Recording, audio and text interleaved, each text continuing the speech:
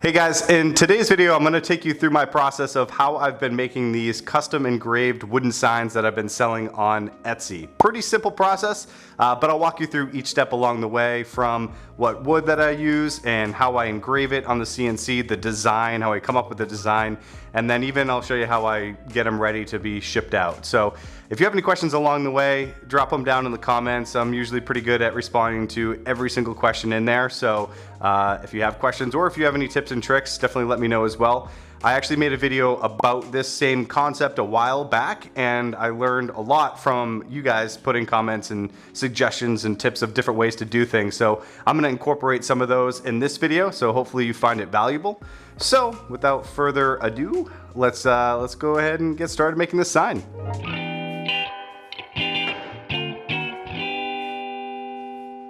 So the wood that I'm using is just standard 1x8 pine that I picked up from Lowe's. You can go to Home Depot or really any store that sells just pine, nothing too fancy. I didn't spring for the premium pine, which just means that it doesn't have knots in it. I already have all of these boards cut to length, and that's 23 inches, but what I need to do now is take them down to their exact width of 7 inches. And that's just the typical dimensions that I like to use for my sign, but if you're making a similar sign, you could use whatever dimensions you'd like. And some of these boards have some really bad cupping to them. I'm gonna leave these for a different project because I might rip them down to less than 6 inches so I can flatten them over at my jointer, but I want these signs to be 7 inches wide. So I'm gonna make sure that I pick the most flat pieces for these signs.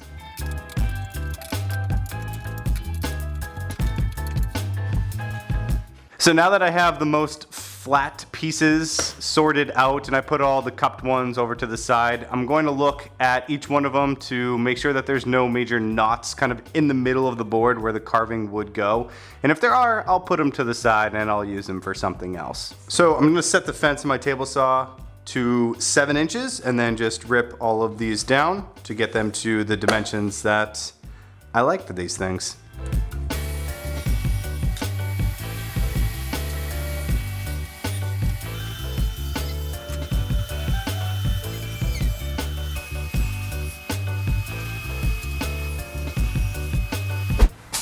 Oh, and quick little pro tip, save the little offcuts because they are perfect for stirring up the stain when we get to that step.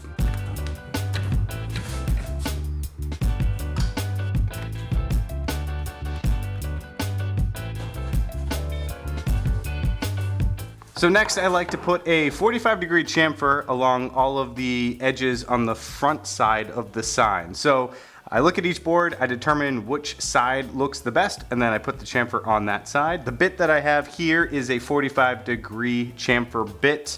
I have it hooked up to my router table. You don't need a router table.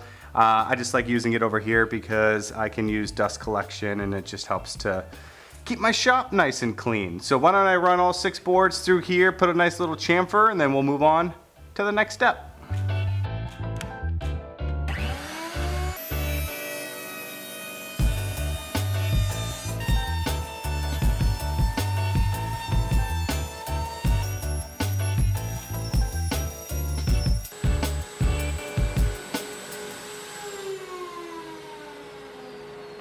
So the chamfers are looking pretty good. Next up, we gotta sand everything. So I am going to use my random orbit sander with 120 grit, but I only like to use this thing on the front face, the back face, and then the edges. The little chamfer part, I like to use a hand sander. I like to sand it by hand just because it just makes the angle, it just keeps it, and if I use too much of the sander, it just, so I like to hand sand it. I don't really have a better explanation for that. This little thing is pretty cool though. It's a sanding mouse. It's got Velcro on one side, so it works with just like the sanding discs that you get with your random orbit sander, and it just sticks on. This is 120 grit as well. And yeah, so I'll hand sand the chamfer part and then we'll move on to the next step.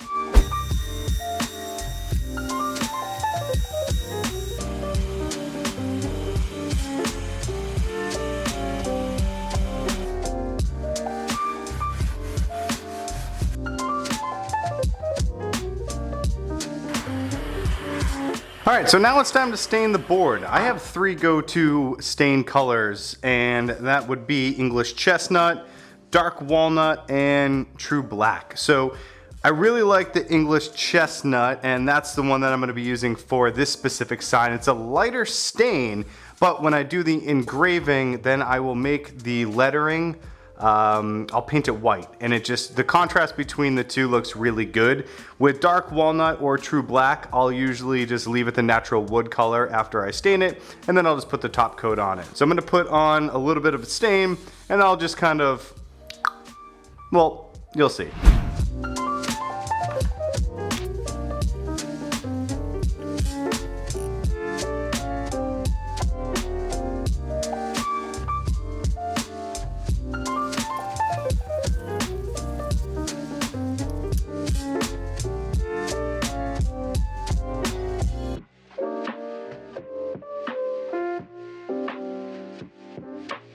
All right, with the stain drying, let's hop on the computer and work on the design and then get things ready to be sent to the CNC.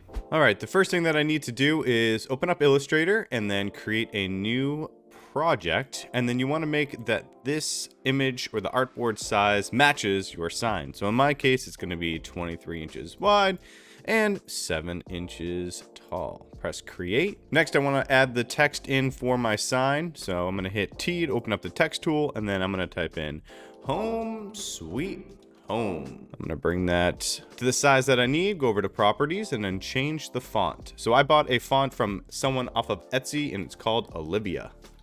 Open that up, scale it to size again. And the cool thing about this font is that you can add little tails to the end. So in order to add the tails, you got to open up the character map, and when that's opened up, you go to the font right here, you do group by, and then change that to Unicode subrange, and then it opens up this little filter. Scroll all the way down to the bottom for private use characters, and now it opens up this little map. It's kind of hard to see, but you can select the letter that you want the tail for. In this case, for the H, press select, copy, go back to Illustrator, and then paste that, and then you get the little tail.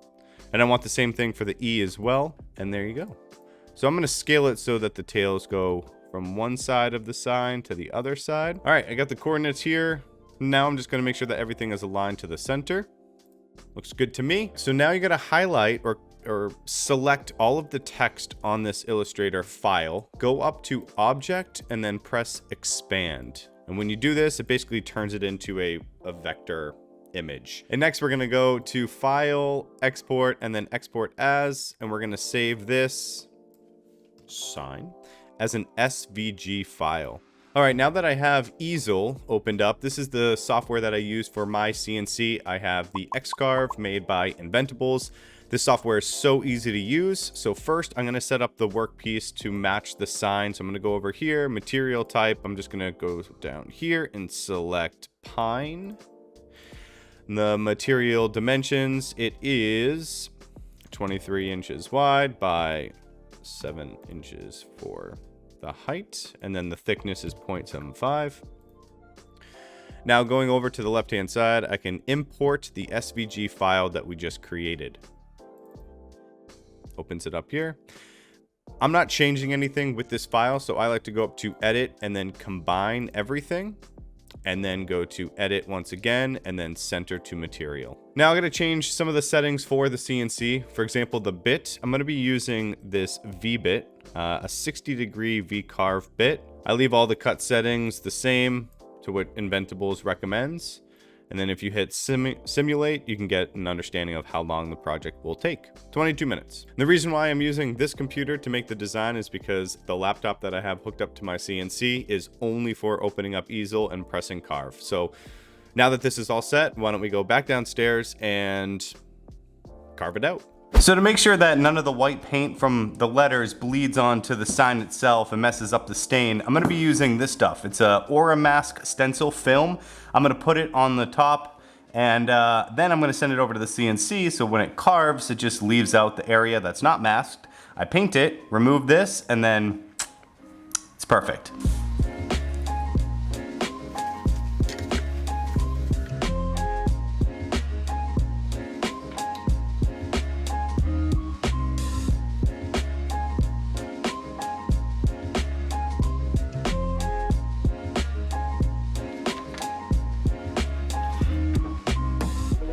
All right, so now I have this white acrylic paint and this 1-inch foam brush, and I'm just going to dot in all of the lettering, and then we'll wait till it dries a little bit, and then I'll pull the mask off.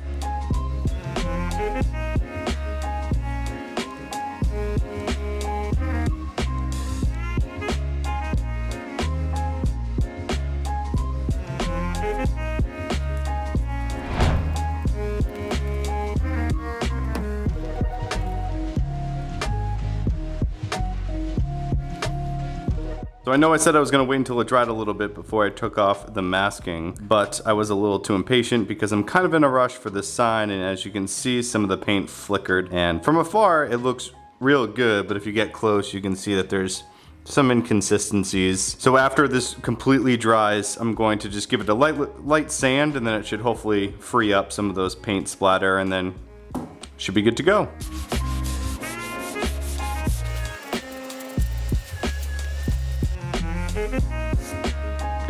Alright, so next I'm going to take this back over to the CNC and attach a keyhole bit to the spindle, and we're going to cut a slot in the back to make this thing easy to hang up on a wall.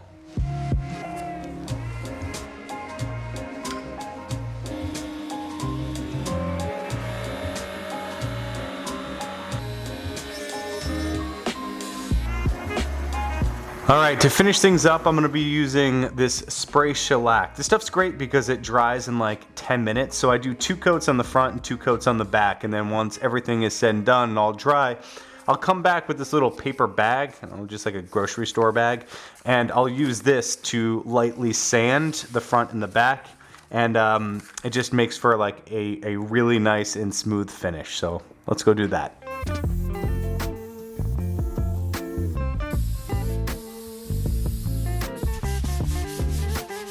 Alright, so this thing is all done and it's ready to be shipped. Now let me show you what I do. So I typically just take this paper that I have on my workbench and use it as like wrapping paper. So there's 2 different ways. You can either just wrap this in the sign and then stick this in a box, tape it up and ship it out.